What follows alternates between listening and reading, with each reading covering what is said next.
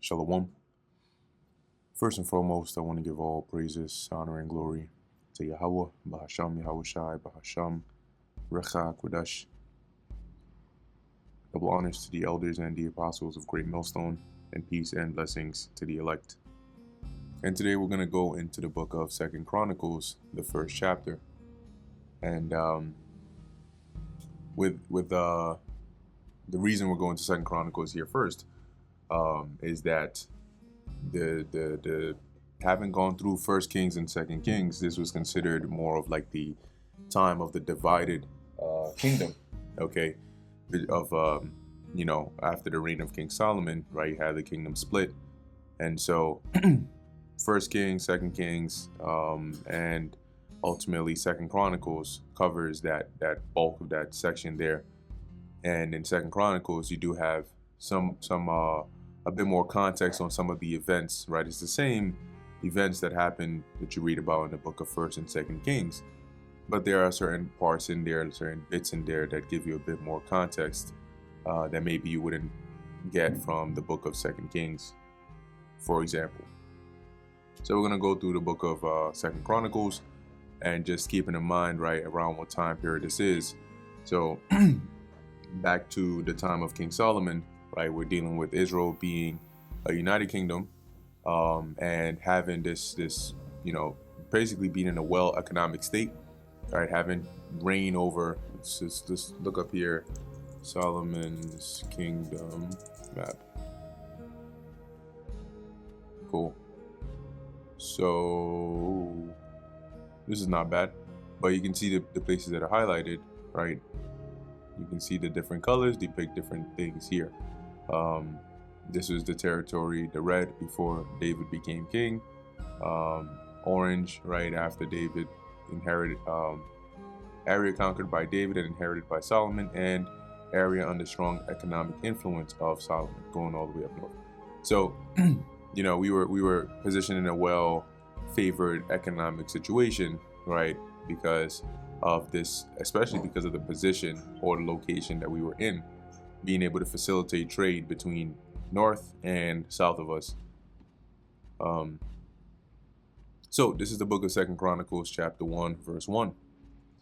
And Solomon, the son of David, was strengthened in his kingdom, and the Lord Yahweh his God was with him and magnified him exceedingly. So at this point, King Solomon has now become king. The Lord has strengthened him. He is officially in power, and the Lord is with him here. Then Solomon spake unto all Israel, to the captains of thousands and of hundreds, and to the judges, and to every governor in all Israel, the chief of the fathers. So Solomon and all the congregation with him went to the high place that was at Gibeon.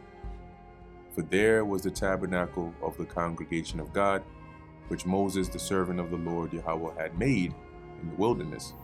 And this was the tabernacle that, wherever we would set camp, it would be, the priest would carry it forth, right, open it, set it up, and then when it's time to go again, there were different families of the Levites that were assigned different roles when it came to the ordinances of the tabernacle, right, which later on transferred to the actual temple once it was rebuilt or built by King Solomon.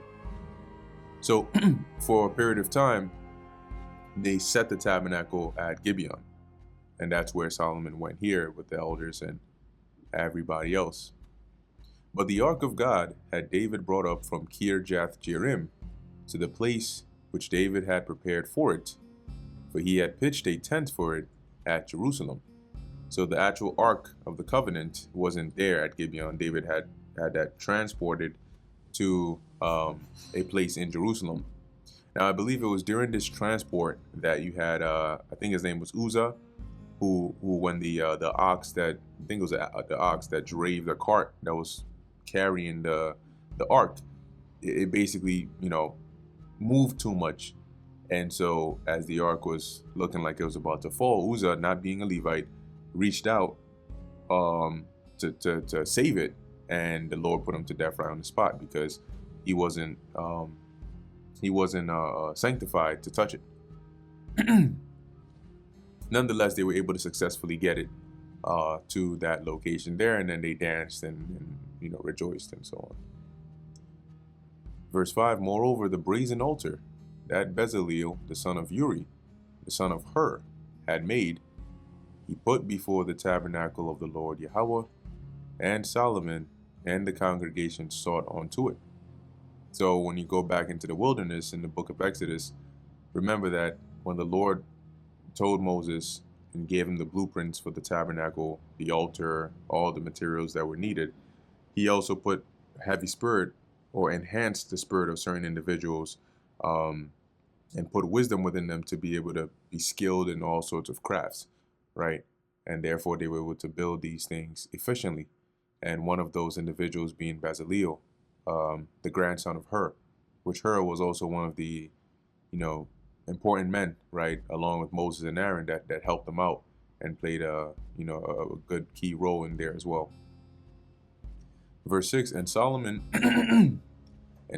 went up thither to the brazen altar before the Lord Yahweh, which was at the tabernacle of the congregation, and offered 1,000 burnt offerings upon it. And that's a lot. That is a lot of offerings. In that night did the Most High appear unto Solomon, and said unto him, ask what I shall give thee. And Solomon said unto God, Thou hast showed great mercy unto David my father, and hast made me to reign in his stead. Now, O Lord Yahweh, let thy promise unto David my father be established. For thou hast made me king over a people like the dust of the earth in multitude. Meaning there was so much, right? You can't even count the dust of the earth because it's so much. And that's the point Solomon is making here. Give me now wisdom and knowledge, that I may go out and come in before this people. For who can judge this thy people that is so great? So in a nutshell, he asked for the ability, right, the great wisdom and knowledge to be able to fulfill his lot the best way possible. And by going in and coming out among them, meaning in living amongst Israel and ruling amongst them and judging amongst them, he wanted to judge righteous judgment. And with the kind of people Israel were, you needed that level of wisdom to appropriately rule over people like that. So that's what he asked for. And God said unto Solomon, because this was in thine heart, and thou hast not asked riches, wealth, or honor, nor the life of thine enemies, neither yet has asked long life, but hast asked wisdom and knowledge for thyself, that thou mayest judge my people, over whom I have made thee king. Wisdom and knowledge is granted unto thee, and I will give thee riches, and wealth, and honor, such as none of the kings have had that have been before thee, neither shall there any after thee have the like. And that was a very great blessing right there. Then Solomon came from his journey to the high place that was at Gibeon to Jerusalem, from the tabernacle of the congregation, and reigned over Israel. And Solomon gathered chariots and horsemen, and he had 1,400 chariots and 12,000 horsemen, which he placed in the chariot cities, and with the king at Jerusalem. And the king made silver and gold at Jerusalem as plenteous as stones, and cedar trees made he as the sycamore tree that are in the vale for abundance. That means is by Solomon reigning, they were able to generate so much revenue, so much riches, that silver and gold was is as common as seeing stones. That's how much of it they had. And Solomon had horses brought out of Egypt and linen yarn. The king's merchants received the linen yarn at a price, meaning the how much they were able to get the linen yarn from. But these were sort of those real high quality items and resources that they were able to get their hands on. And they fetched up and brought forth out of Egypt a chariot for 600 shekels of silver, and an horse for 150. And so they brought out horses for all the kings of the Hittites and for the kings of Syria by their means. And what this means was, it was sort of like importing and exporting, like a trade, right? And obviously Israel would make money off of that, because by importing those chariots for a certain price, right, into Egypt, then they could then be exported or sold to the those that were north of Israel, right?